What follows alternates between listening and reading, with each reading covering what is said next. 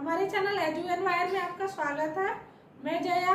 हम लोग प्राचीन भारत की सीरीज को डिस्कस कर रहे हैं और इसी क्रम में हमने कुछ महत्वपूर्ण चैप्टर डिस्कस कर लिए हैं, जैसे सिंधु घाटी सभ्यता और वैदिक सभ्यता, महाजनपद काल। और लास्ट वीडियो में हम लोग जैन धर्म को डिस्कस कर रहे थे। वहाँ पर हमने देख लिया था जैन धर्म के उदय के क्या कारण थे और जैन धर्म का किस प्रकार से विकास होता है तथा जैन धर्म का समाज पर क्या प्रभाव पड़ता है। ये सब चीज़ें हमने लास्ट वीडियो में देख ली थी और इस वीडियो में हम लोग एक नए चैप्टर को लेकर आए हैं। नए चैप्टर का नाम है बौद्ध धर्म और यहाँ से हम देखेंगे कि क्या कारण रहे बौद्ध धर्म के उदय का तथा इनके संस्थापक यानी गौतम बुद्ध के संदर्भ में क्या क्या प्रश्न बनते हैं, इस सब की बात करेंगे तथा बौद्ध धर्म की प्रारंभिक शिक्षाओं की बात करेंगे इस वीडियो में तथा इसके द्वितीय खंड में आगे जो बचा हुआ रहेगा वो उस वीडियो में हम लोग डिस्कस करेंगे, अर्थात किस प्रकार से बौद्ध धर्म का विकास होता है और बौद्ध धर्म के पतन के क्या कारण रहते हैं, उसके समाज पर क्या प्रभाव पड़ते हैं। ये सब बातें हम द्वितीय खंड में देखेंगे। तो आज अभी हम प्रथम खंड में देखेंगे बौद्ध धर्म का विकास और बौद्ध धर्म के संस्थापक से संबंधित क्या क्या प्रश्न बनाए जा सकते हैं, ये सब बातें हम अभी डिस्कस करेंगे। सबसे पहले ये जान लीजिए कि क्या कारण रहते हैं बौद्ध धर्म के विकास के या फिर इसके उदय के। तो वही कारण जो जैन धर्म के उदय के थे वही मूल कारण बौद्ध धर्म के भी रहेंगे, अर्थात किस प्रकार से ब्राह्मणों के वर्चस्व की वृद्धि होने के साथ ही समाज में कर्मकांड और यज्ञों का महत्व बढ़ता है, जो कि आम जनमानस की पहुंच से बहुत दूर होता जाता है, क्योंकि इतनी जटिल जीवन में और कर्मकांडों का भी की जटिलता को सामान्य रूप से लोग नहीं अपना पा रहे थे और यज्ञ करवाना आम जनमानस के बस की बात नहीं थी। तो इस तरह की चीज़ों से लोग धर्म से विमुख होने लगते हैं और उनको कहीं ना कहीं धर्म में कुछ नया पाने की चाह बढ़ती है। तो एक कारण यह भी रहता है ये जैन धर्म और बौद्ध धर्म के उदय का।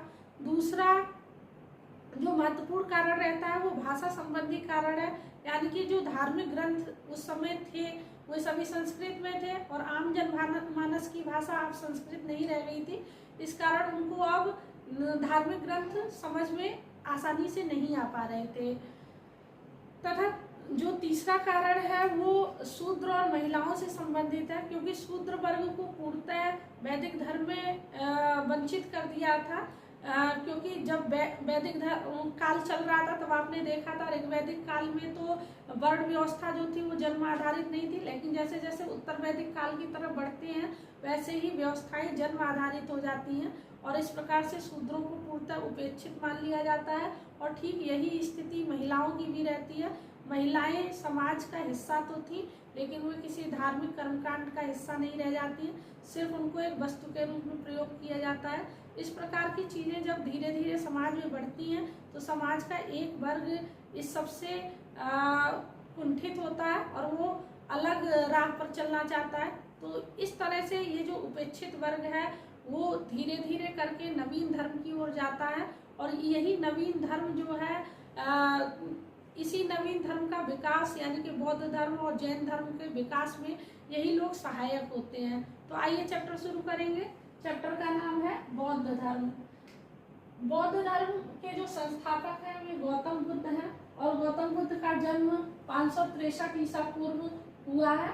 563 ईसा पूर्व लुम्बिनी एक ग्राम है और वहाँ पर नेपाल में पड़ता है, यहाँ पर गौतम बुद्ध का जन्म हुआ है। इनके जन्म के आगे की कहानी को जानने से पहले हम ये जानेंगे जब ये गर्भस्थ थे यानी कि गर्भावस्था में जब थे तो वहाँ से भी कई सारे प्रश्न पूछे जाते हैं। तो पहले आप वहाँ उससे संबंधित थोड़ी सी कहानी समझ लीजिए।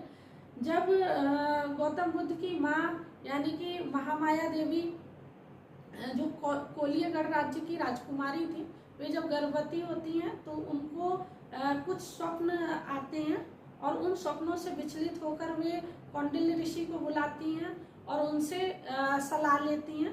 तो कौंडिल्य ऋषि कहते हैं कि ये जो बच्चा आपके गर्भ में पल रहा है ये या तो बहुत बड़ा चक्रवर्ती सम्राट होगा और या फिर ये सन्यासी होगा जो कि पूरी तरह से समाज पर अपना गहरा प्रभाव डालेगा।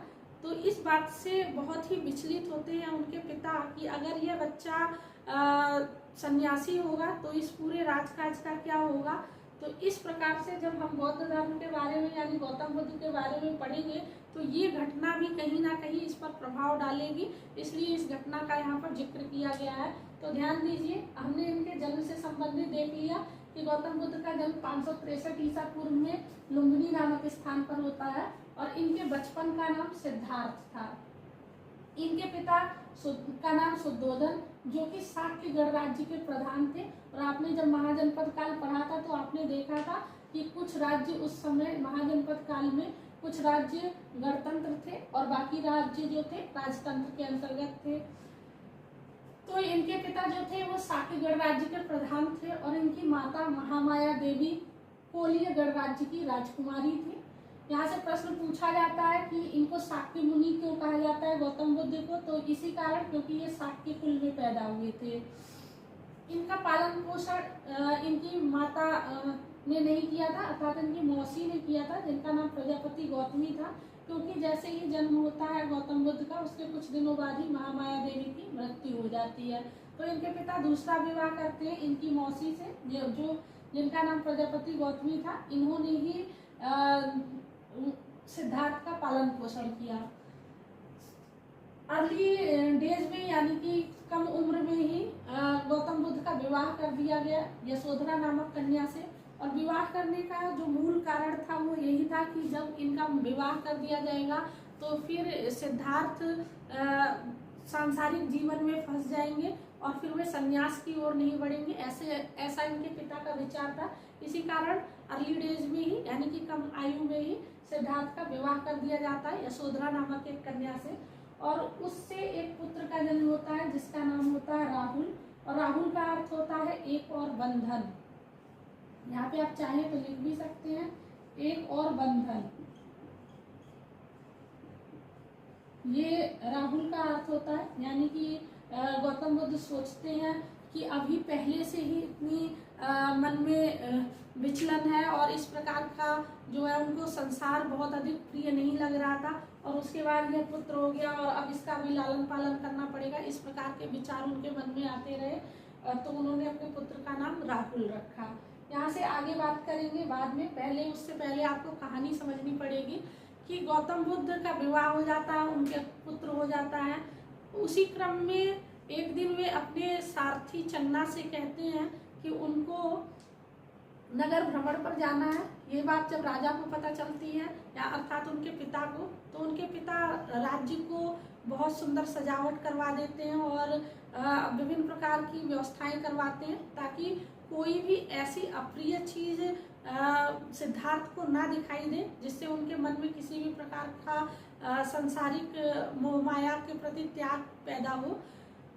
लेकिन चन्ना धीरे धीरे घूमते घूमते नगर से बाहर की तरफ चले जाते हैं और इस क्रम में उन्हें चार चीजें दिखाई देती हैं जिससे सिद्धार्थ के मन में वैराग्य का भाव उत्पन्न होता है। तो यहाँ से क्वेश्चन बनेगा कि कौन कौन सी चार दृश्य उन्होंने अपने यात्रा क्रम में देखे थे।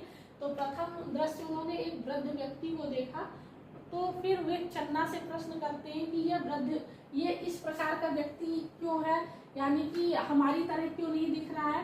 तो चन्ना ने बताया कि जीवन की एक अवस्था पर यानी कि हम लोग कौमार्य के बाद धीरे धीरे करके वृद्धावस्था की तरफ बढ़ेंगे और सभी की यही स्थिति होती है। यह सुनकर गौतम बुद्ध को अत्यंत दुख होता है और वो सोचते हैं कि हम भी इसी तरह से हो जाएंगे, निर्बल हो जाएंगे।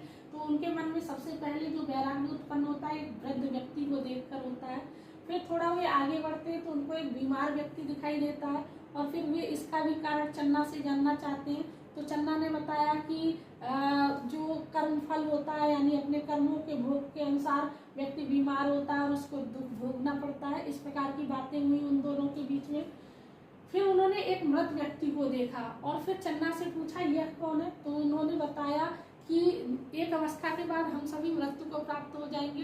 फिर गौतम बुद्ध ने विचार किया कि मैं भी मृत्यु को प्राप्त हो जाऊंगा। तो चन्ना ने कहा सभी को जीवन का यही एक उद्देश्य है, यानी कि एक सत्य यह है कि मृत्यु सबको आनी ही है। इस प्रकार से गौतम बुद्ध के मन में गहरा संन्यास का भाव आता गया। और फिर उन्होंने एक सन्यासी को देखा जो कि प्रसन्न मुद्रा में था। और उस सन्यासी को देखने के बाद उन्होंने जब चन्ना से प्रश्न किया तो चन्ना ने बताया कि यह सन्यासी इसलिए प्रसन्न है क्योंकि इसको सांसारिक मोह माया को इसने त्याग दिया है और यह अपने दुख और सुख के में समभाव रहता है, अर्थात इसको सांसारिक सुख और दुख बहुत अधिक प्रभावित नहीं कर पाते। जब गौतम बुद्ध को ये बातें पता चलती हैं तो उन्होंने दृढ़ संकल्प कर लिया कि अब वे इसी सन्यासी की भांति सन्यास ग्रहण करेंगे। और फिर वे एक दिन सभी लोग सोए रहते हैं और उसी क्रम में वे 29 वर्ष की अवस्था में अपने गृह को त्याग देते हैं। और यहाँ से एक प्रश्न ये बनेगा सबसे पहले कि जब वे गृह त्यागते हैं तो इस घटना को क्या कहते हैं? तो इस घटना को महाअभिनिष्क्रमण के नाम से जाना जाता है। तो वे घर को त्याग देते हैं और गृह त्याग के बाद वे जगह जगह घूमते हैं उपवन में और वनों में। इसी क्रम में उन्हें वैशाली में एक गुरु मिलते हैं जिनका नाम होता है अलार कलाम। तो आप इनके गुरु का नाम जो है नोट कर लीजिए। जो गुरु थे, प्रथम गुरु जो थे इनके, वो अलार कलाम थे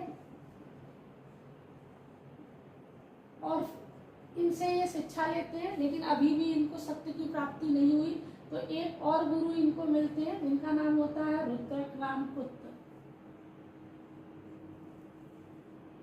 रुद्रक रामपुत्र इनसे शिक्षा ग्रहण करके वे तपस्या में लीन हो जाते हैं और इस तपस्या के क्रम में उन्होंने लगातार 6 वर्ष तक कठोर तपस्या की।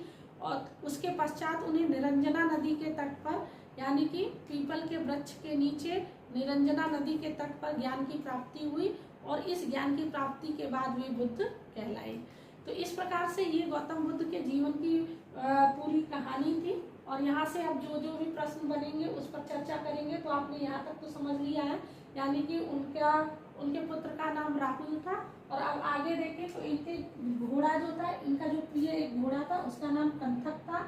और जिस सारथी के साथ ये जाते हैं उस सारथी का नाम चन्ना या चाड़ था। अभी इनकी मृत्यु की बात में करेंगे। पहले देखेंगे प्रमुख दृश्य। तो आपने समझ लिए हैं प्रमुख दृश्य कौन कौन से उन्होंने देखे। एक वृद्ध व्यक्ति को देखा, एक बीमार व्यक्ति को, एक वृद्ध व्यक्ति को और एक सन्यासी को। अब बौद्ध धर्म, अब आपने यहाँ तक समझ लिया कि निरंजना नदी के तट पर पीपल के पेड़ के नीचे उनको ज्ञान की प्राप्ति हो गई थी। तो फिर अब जब वे बुद्ध कहलाए तो यहाँ से बौद्ध धर्म के प्रतीक और बौद्ध धर्म में क्या क्या चीजें हैं उनके संदर्भ में बात करेंगे। तो बौद्ध धर्म में प्रतीकों को जो कि बुद्ध से संबंधित है उनको किन चीजों से दर्शाया जाता है? तो इनके जन्म को कमल या सांड से दर्शाया गया तथा गृह त्याग को घोड़े से दर्शाया गया है। और इस घटना को, यानी गृह त्याग की घटना को महाअभिनिष्क्रमण कहा जाता है। तथा इनको ज्ञान प्राप्त हुआ था पीपल के पेड़ के नीचे, जिसको बोधि वृक्ष के नाम से जाना जाता है। निर्वाण को पद चिन्ह से दर्शाया गया है और मृत्यु को स्तूप से। मृत्यु को स्तूप से दर्शाने का अर्थ यह है कि जब गौतम बुद्ध की मृत्यु होती है तो उसके बाद जो उनके अवशेष थे वो 8 जगहों पर रखे गए और फिर उनके ऊपर जो धार्मिक स्थल बनाया गया उस धार्मिक स्थल को हम स्तूप के नाम से जानते हैं। तो बौद्ध धर्म में मृत्यु को, यानी महात्मा बुद्ध की मृत्यु को स्तूप से दर्शाया गया है। अब यहाँ पे धर्म चक्र परिवर्तन की अगर बात करें तो ये धर्म चक्र परिवर्तन क्या है? जब गौतम बुद्ध अपना प्रथम उपदेश सारनाथ में जाकर के देते हैं, इसी घटना को धर्म चक्र परिवर्तन कहा जाता है। तो आइए देखिए प्रथम उपदेश किसको दिया। तो प्रथम उपदेश गौतम बुद्ध ने सारनाथ में 5 ब्राह्मणों को दिया, यानी कि पहले इनके जो शिष्य होते हैं वो 5 ब्राह्मण होते हैं। इस घटना को हम धर्म चक्र परिवर्तन के नाम से जानते हैं। तथा जैसा कि हम जानते हैं कि बौद्ध धर्म हो या जैन धर्म हो, इसमें शूद्रों को शामिल किया गया क्योंकि शूद्र एक उपेक्षित वर्ग था और इनको नवीन धर्म की सबसे ज्यादा आवश्यकता थी। तो जो सबसे पहले शूद्रों को अपनाया गया वे तपस्सु तथा मल्लिक नाम के 2 शूद्र थे जिनको जो बौद्ध धर्म के अनुयायी बनते हैं। प्रिय शिष्य इनके आनंद थे। और प्रिय शिष्य से क्वेश्चन बनेगा कि महात्मा बुद्ध के प्रिय शिष्य कौन थे? तो आनंद थे। और इन्होंने ही महिलाओं को बौद्ध धर्म में शामिल किया। हालांकि एक घटना ये आती है बौद्ध धर्म से संबंधित कि महात्मा बुद्ध बौद्ध धर्म में महिलाओं को शामिल नहीं करना चाहते थे, लेकिन उन्होंने अपने प्रिय शिष्य आनंद के कहने पर महिलाओं को शामिल किया। और शामिल करते समय उन्होंने कहा भी कि जब जैसे ही इस धर्म में महिलाएं शामिल होंगी, धीरे धीरे इस धर्म का पतन होगा, यानी कि बौद्ध धर्म के पतन का मूल कारण महिलाएं ही होंगी। तो इस प्रकार से बौद्ध धर्म में महिलाओं को शामिल तो किया जाता है, लेकिन ये बुद्ध की इच्छा के विरुद्ध था और वे कहीं तक ये चाहते नहीं थे कि इसमें महिलाओं को शामिल किया जाए। और यहाँ से एक प्रश्न ये बनेगा कि इसमें जो सबसे पहले महिला शामिल की गई वे इनकी मौसी, यानी इनका पालन पोषण करने वाली इनकी जो माँ थी प्रजापति गौतमी को ही प्रथम महिला के रूप में बौद्ध धर्म में शामिल किया गया था। इसके बाद ज्ञान प्राप्ति के 20वें वर्ष में गौतम बुद्ध श्रावस्ती पहुंचते हैं और ये श्रावस्ती जो है कौशल की राजधानी होती है। यहाँ पर इन्होंने अंगुलीमाल डाकू को शिष्य बनाया। और यहाँ से एक प्रश्न और बनेगा श्रावस्ती से, वो यह कि महात्मा बुद्ध ने अपने सबसे ज्यादा उपदेश श्रावस्ती में ही दिए हैं। सर्वाधिक उपदेश उन्होंने श्रावस्ती में दिया जो कि कौशल की राजधानी थी, और अंतिम उपदेश इन्होंने कुशीनगर में दिया, जो कुशीनगर में सुभद्र को दिया था, जो कि मल्लों की राजधानी थी। जब आप महाजनपद को पढ़ रहे थे तो आपने देखा था कि कुशीनगर मल्लों की राजधानी है, और अनेक राजधानी और जो जनपद थे वो वाला वीडियो आप महाजनपद को पढ़ेंगे तो वहां से आपको पता चलेगा कि कौन कौन से गौतम बुद्ध के समकालीन कौन कौन से महाजनपद थे। और बौद्ध धर्म की ही किताब जो अंगुत्तर निकाय है वहां से 16 जनपदों की जानकारी आपको प्राप्त होती है। अंतिम उपदेश उन्होंने कुशीनगर में सुभद्र को दिया, और प्रचार केंद्र जो था, यानी सबसे ज्यादा प्रचार जो हुआ है बौद्ध धर्म का, वो मगध में हुआ है। यही मगध, इसी मगध के एक राजा यानी अशोक ने ही बौद्ध धर्म का भारत से बाहर तक विस्तार किया। और आप जानते हैं कि बौद्ध धर्म जो है वर्तमान समय में श्रीलंका, चाइना जैसे देशों में बहुत माना जाता है, यानी प्रमुख धर्म के रूप में माना जाता है। अब आइए देखें महापरिनिर्वाण से संबंधित, यानी महापरिनिर्वाण का अर्थ है मृत्यु। गौतम बुद्ध की मृत्यु से संबंधित यहाँ पे जो क्वेश्चन बनेंगे वो देखें। हिरण्यवती नदी के तट पर 80 वर्ष की आयु में चुंद नामक एक व्यक्ति था जिसने शुकर माधव यानी कि खीर जो थी वो खिलाई बुद्ध को, और उसके बाद वे अतिसार रोग से पीड़ित हो गए। इस अतिसार से पीड़ित होने के उपरांत 483 ईसा पूर्व में गौतम बुद्ध की मृत्यु हो जाती है। अब यहाँ से बौद्ध धर्म में 4 आर्य सत्य बताए बुद्ध ने। ये 4 आर्य सत्य हैं, यानी कि ये कभी भी झुठलाए नहीं जा सकते हैं। तथा एक बात और कि जो बुद्ध ने कहा कि जो मूल रूप से दुख है, इस दुख का कारण जो है तृष्णा है। तो ये बात याद रखिएगा, यहाँ पे प्रश्न बनेगा कि बुद्ध ने जो है दुख का कारण क्या बताया, तो तृष्णा यानी इच्छाएं हैं। अगर मनुष्य अपनी इच्छाओं को मार लेगा तो वह दुख पर विजय प्राप्त कर लेगा, ये उन्होंने मूल रूप से उपदेश दिया था। तो यहाँ पे जो आर्य सत्य है वे क्या है, तो दुख है, यानी संसार दुख में है। यहाँ पर सुख की आशा ना करें, तो सुख है भी तो क्षणिक है, लेकिन दुख से भरा हुआ यह संसार है। दूसरा, दुख अकेला नहीं है, ये समुदाय में है, यानी कोई एक दुख होता है तो फिर उसके बाद दूसरा, इस तरह से दुख का जो है एक पूरा समुदाय है। तीसरा, दुख निरोध है। दुख निरोध यानी हम इस दुख से छुटकारा पा सकते हैं। तो अभी अभी मैंने आपको बताया दुख से छुटकारा पाने का क्या तरीका है, अर्थात कि यदि आप तृष्णा का त्याग कर देंगे, इच्छाओं का त्याग कर देंगे, तो दुख से आपको मुक्ति मिल जाएगी। दुख निरोध गामिनी प्रतिपदा, यानी कि वही दुख निरोध गामिनी प्रतिपदा का मतलब है तृष्णाओं को त्यागना। और यहाँ पे बात करें बौद्ध धर्म के त्रिरत्न की, तो यहाँ पे बुद्ध, धम्म और संघ जो है बौद्ध धर्म के त्रिरत्न हैं। इस प्रकार से अभी तक हमने क्या क्या देखा है, आइए एक बार रिकॉल कर लेते हैं। हमने देखा है कि बौद्ध धर्म में के संस्थापक गौतम बुद्ध के संदर्भ में, यानी इनके जीवन के संदर्भ में, इनके जन्म स्थान, बचपन का नाम, पिता का नाम और इनके पालन पोषण तथा किस प्रकार से इन्होंने संन्यास ग्रहण किया, ये सब चीजें हमने यहाँ पे डिस्कस की। फिर हमने प्रमुख दृष्टियों को डिस्कस किया, यानी इन्होंने वृद्ध व्यक्ति को, बीमार व्यक्ति को, मृत व्यक्ति को, सन्यासी को देखा। बौद्ध धर्म के प्रतीक के संदर्भ में यहाँ सबसे क्वेश्चन बनेंगे, धर्मचक्र परिवर्तन क्या है, यानी उन्होंने जब प्रथम दे दिया सारनाथ में, इसको धर्मचक्र परिवर्तन की घटना के नाम से जाना जाता है। फिर महापरिनिर्वाण यानी गौतम बुद्ध की मृत्यु किस प्रकार से होती है, इसके संदर्भ में हमने बात की। तथा 4 आर्य सत्यों की बात की और बौद्ध धर्म के त्रिरत्न के बारे में हमने यहाँ पर चर्चा की है। इस प्रकार से अभी तक हमने लगभग आधा पार्ट कंप्लीट कर लिया और नेक्स्ट वीडियो में हम इसका कंप्लीट पार्ट कंप्लीट कर लेंगे, मतलब इसको पूरा कंप्लीट कर लेंगे। तो अभी तक आपको वीडियो अगर अच्छा लगा हो तो आप हमें लाइक करें, चैनल को सब्सक्राइब करें। Thank you for watching.